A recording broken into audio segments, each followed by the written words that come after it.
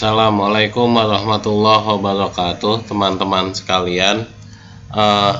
Video ini akan memberikan penjelasan untuk soal yang nomor 2. Pada soal nomor 2 ini disajikan data mengenai konsumsi bahan bakar dalam satuan kilometer per liter untuk mobil A, di mana datanya mobil A ini misalkan diulang-ulang begitu ya pengamatannya. Ini perulangan pertama, perulangan kedua, dan seterusnya. Sementara di kolom sebelahnya adalah data konsumsi bahan bakar untuk mobil B. Ini data pengamatan pertama, pengamatan kedua, dan seterusnya. Jadi perusahaan distributor itu ingin menguji ya perbedaan konsumsi bahan bakar. Datanya seperti ini. Pertanyaannya, apakah kasus ini diuji hipotesisnya dengan menggunakan metode uji T berpasangan atau uji T independen? Dengan melihat data bahwa ini individu sampelnya berbeda ya, yang ini mobil A, yang ini mobil B, maka kita bisa menyatakan bahwa uji hipotesis yang tepat untuk kasus ini adalah uji hipotesis dengan menggunakan metode uji T independen ya, atau independent sample t-test. Baik, selanjutnya dengan nilai signifikansi 5% ya, jawablah apakah ada perbedaan konsumsi bahan bakar pada kedua merek mobil tersebut. Oke, kita jawab. Sesuai dengan prosedur ya, kita langkah pertama itu adalah menentukan kalimat H0. Apa kalimat H0 untuk kasus ini? Pertanyaannya adalah apakah ada perbedaan konsumsi bahan bakar pada kedua merek tersebut ya. Kita copy saja. Nah, H0-nya adalah sesuatu yang sifatnya ingin ditolak oleh peneliti dan kalimat tersebut bernada negatif. Maka H0-nya itu kita tuliskan tidak terdapat perbedaan konsumsi bahan bakar pada kedua merek tersebut ya. Sementara H1-nya tentu kebalikannya, yaitu terdapat perbedaan ya konsumsi bahan bakar pada kedua merek mobil tersebut. Baik. Kemudian dari soal juga kita tahu bahwa nilai alfanya 5% ya, teman-teman. Jadi untuk step kedua di sini kita tahu bahwa alfanya sama dengan 5%. Kemudian two-tail test ya.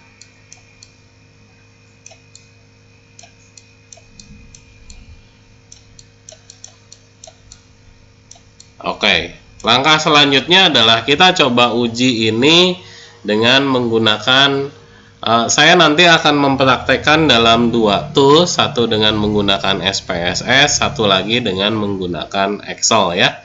Nanti kita lihat perbedaan dan kenyamanannya.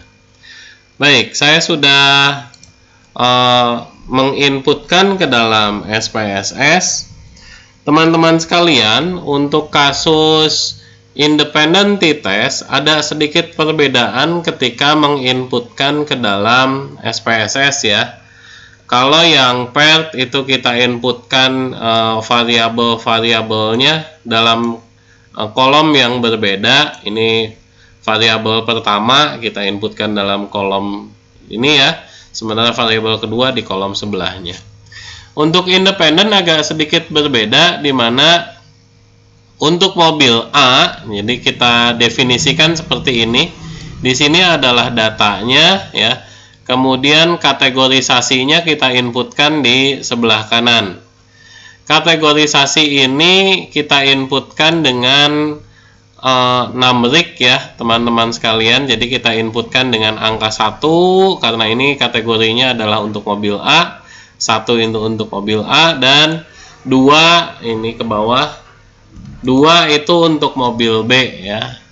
Nah, pada bagian sini di bagian values-nya itu kita berikan identifikasi bahwa 1 itu untuk mobil A, 2 itu untuk mobil B, sehingga kalau ini value labels-nya saya aktifkan, tampilan datanya seperti ini. Setelah dianalisa dengan menu compare mean independent sample t-test ya, kita masukkan variabel tesnya adalah data bahan bakarnya dan grouping variabelnya adalah kategorisasi mobilnya. Kemudian setelah di OK, maka SPSS akan menampilkan output seperti ini ya. Kita perhatikan di bagian independent sample t-test. Di bagian sampel independent sample, teman-teman juga perhatikan yang di sebelah kanan ya, bukan yang Levin tapi yang sebelah kanan sebelah sini, t-test for equality means ya, karena kita membandingkannya kan berdasarkan rata-ratanya ya.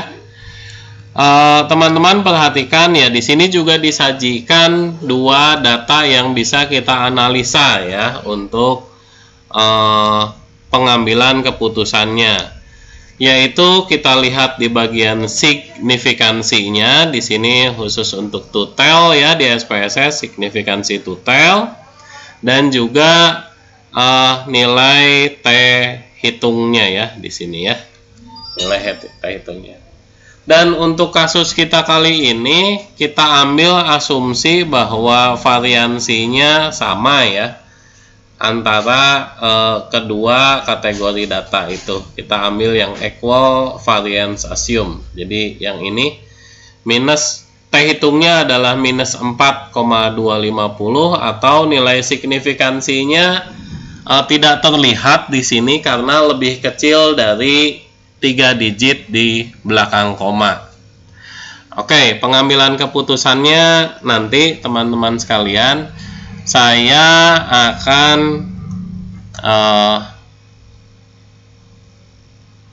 screenshot dulu ini ya.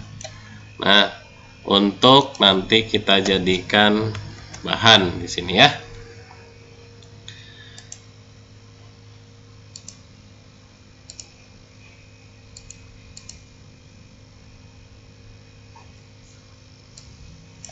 Oke. Sekarang kita coba yang analisa dengan Excel. Baik, saya sudah menginputkannya. Di Excel sedikit lebih mudah. Jadi kita bisa seperti yang paired ya. Kita inputkan datanya bersebelahan kolom seperti ini. Dan ada dua cara di Excel yang bisa kita lakukan untuk mendapatkan output uji T independent sample ya. Cara yang pertama adalah dengan menggunakan rumus. Jadi kita akan mendapatkan nilai sig-nya secara rumus ya, kita mengetikkan rumus.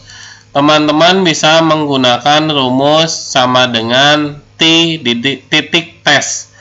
T titik tes ya. Nah, ini rumusnya.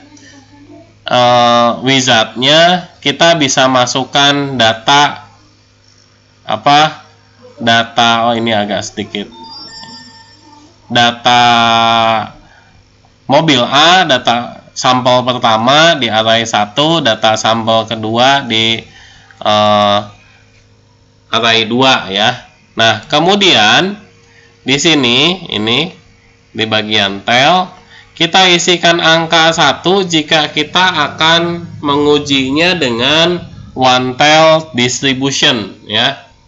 Nah, ini keunggulan Excel dibandingkan SPSS. Jadi di Excel itu kita bisa menguji secara one tail test ya, kita ketikkan angka 1, atau two tail test, kita ketikkan angka 2. Kalau di SPSS tidak ada fiturnya ya. Saya belum mengetahui, atau mungkin saya yang belum mengetahui apakah ada fiturnya untuk menguji one tail test atau two tail test. Di Excel disediakan.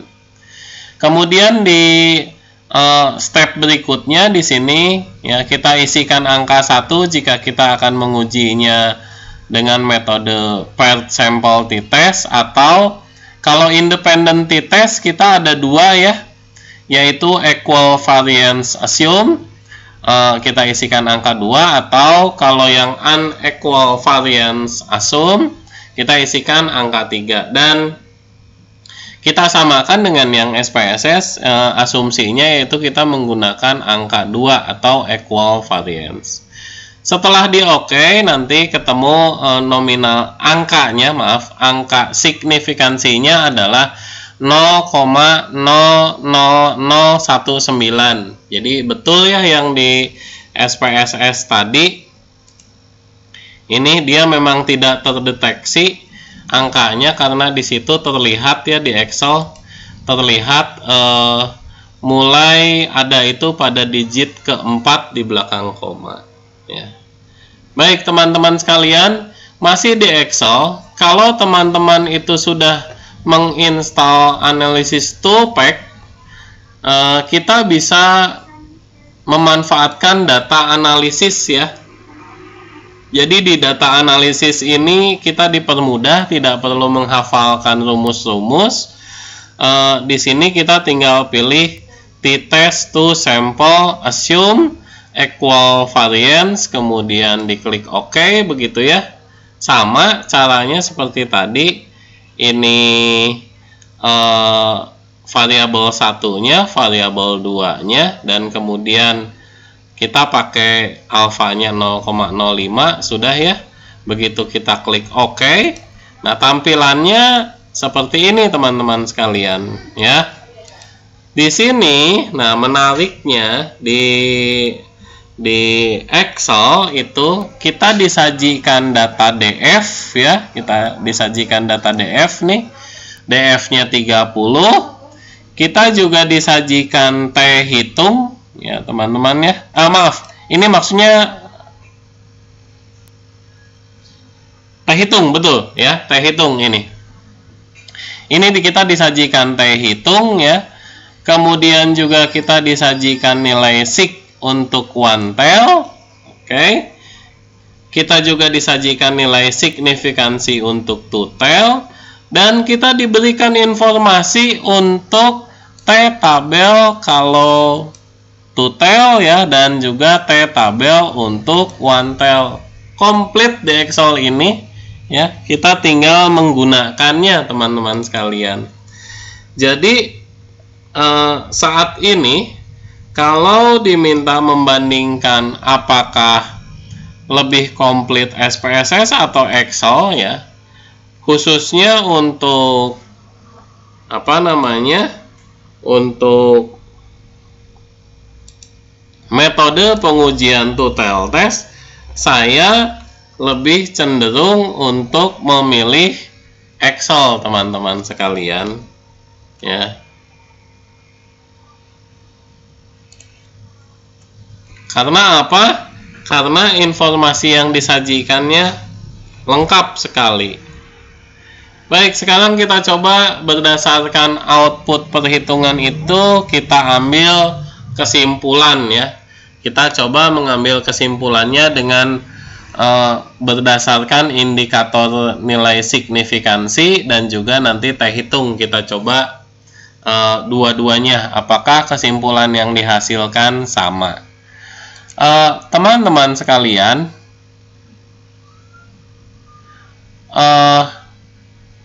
kalau kita lihat berdasarkan teori ya, saya mengingatkan kembali teman-teman bagaimana teori pengambilan keputusan. kalau nilai signifikansi yang ditampilkan berdasarkan hasil perhitungan itu lebih dari 0,05, maka H0 yang diterima, begitu ya. Nah, ini website lain pun memperlihatkan teori yang sama. Jika nilai signifikansinya itu lebih dari 0,05, maka menunjukkan tidak terdapat perbedaan rata-rata antar subjek penelitian. Kalimat ini mengindikasikan bahwa H0 yang diterima, begitu ya teman-teman sekalian ya. Jadi mari kita ambil kesimpulan berdasarkan output yang disajikan oleh SPSS dan juga Excel. Di sini terlihat bahwa berdasarkan nilai signifikansinya ya, kedua tools baik SPSS maupun Excel memperlihatkan bahwa nilai signifikansinya ini lebih kecil daripada 0,05. Hal ini mengindikasikan bahwa yang diterima adalah H1-nya ya. Begitu ya. Oke, itu berdasarkan nilai signifikansinya. Baik teman-teman, sekarang kita lihat berdasarkan T-tabelnya ya. Maaf, T-hitung maksud saya. Ini T-hitung yang disajikan oleh SPSS minus 4,25, dan ini juga T-hitung yang disajikan oleh Excel, yaitu sama ya. Kalau kita bulatkan juga minus 4,25 sama. Nah, T-tabelnya di SPSS tidak disajikan. Kalau di Excel justru malah tersedia ya. Ini T-tabelnya yaitu plus minus 2,04. Mari kita manfaatkan kalkulator online yang tersaji di internet ya teman-teman sekalian. Tadi dikatakan bahwa DF-nya 30 ya. Ini DF-nya 30. Maka kita inputkan DF-nya 30, nilai signifikansinya 0,05, dan T-tabelnya adalah plus minus 2,04. Sama ya teman-teman sekalian. Nah ini dengan T-tabel yang disajikan oleh Excel. Baik, kita coba analisa berdasarkan T-tabel dan T-hitung yang diberikan. Kita gambarkan distribusi normal ya. Ini adalah T-tabel sebelah kiri yaitu minus 2,04 ya.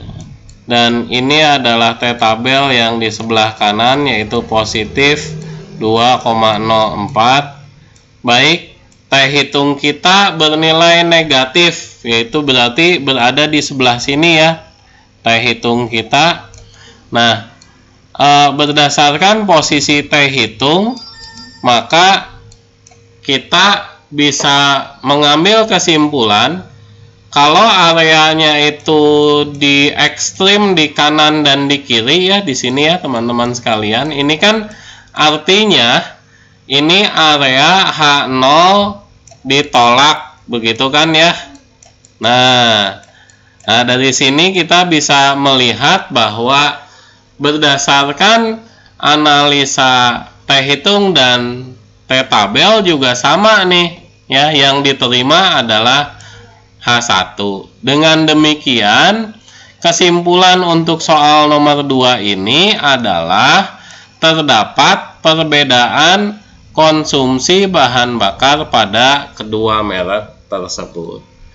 Demikian teman-teman sekalian untuk menjawab soal yang nomor 2 ini ya. Saya tadi sudah memperlihatkannya dengan menggunakan SPSS dan juga Excel. Semoga video ini memberikan pemahaman pada teman-teman semua. Terima kasih. Assalamualaikum warahmatullahi wabarakatuh.